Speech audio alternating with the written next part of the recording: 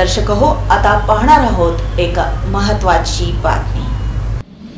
सोलापुरातील नेहरू नगर आणि सलगर वस्ती येथील शेत जमिनीच्या दस्तामध्ये परस्पर फेरबदल करून मोबदल्याची रक्कम न देता शेत जमीन स्वतःच्या नावे लिहून घेऊन दोघा भावांची फसवणूक केल्याप्रकरणी राहुल विष्णू लाड आणि राजेंद्र तुकाराम थोरवे दोघे राहणार पुणे यांचा 2 वेगवेगळ्या गुन्ह्यामध्ये अटक झाल्यानंतर त्यांनी दाखल केलेला जामीन अर्ज मेहरबान प्रथम न्यायदंडाधिकारी विक्रमसिंह भंडारी यांनी फेटाळून लावलाय। रघुनाथ आनंदा रोकडे यांच्या मालकीची नेहरू नगर येथील शेतजमीन गट नंबर 15/8 आणि संदीप गोविंद रोकडे यांच्या मालकीची सलगर वस्ती येथील शेतजमीन गट नंबर 19/2/अ व 19/2/ब ही शेतजमीन दोघा भावांनी आरोपींना 16 मार्च 2025 रोजी रजिस्टर खरेदी दस्तान्वये लिहून दिली आणि सदर दस्त रजिस्टर कार्यालयात नोंद केल्याची झेरॉक्स प्रत त्याच दिवशी आरोपींनी फिर्यादीस दिली।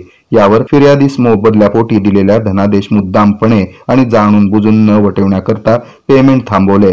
तदनंतर फिर्यादीनं आरोपींना संपर्क साधण्याचा प्रयत्न केला, परंतु त्यांच्यासोबत संपर्क झाला नाही। त्यावेळी आपली फसवणूक झाली हे लक्षात आल्यानंतर फिर्यादीनं कायदेशीर कारवाई करण्याकरिता रजिस्ट्रार कार्यालयातून दस्ताची नक्कल काढली असता त्यामध्ये आरोपींनी खरेदी खताची रक्कम देणं टाळण्यासाठी परस्पर नमूद मिळकतीबाबत दिवाणी दावा प्रलंबित असल्यास तो निकाली निघेपर्यंत रक्कम देणार नाही असा मजकूर फसवून समाविष्ट केल्याचं दिसून आलं।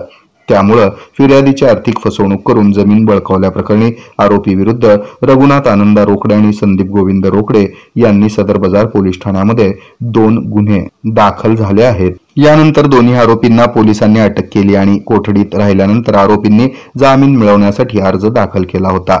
मेहरबान कोर्टानं दोन्ही आरोपींचा जामीन अर्ज फेटाळून लावलाय। यात मूळ फिर्यादीतर्फे advocate Santosh Navkar, advocate Rahul Rupnar, advocate Shailesh Potphode यांनी आणि सरकार पक्षातर्फे ॲडव्होकेट अमर डोके यांनी काम पाहिलं।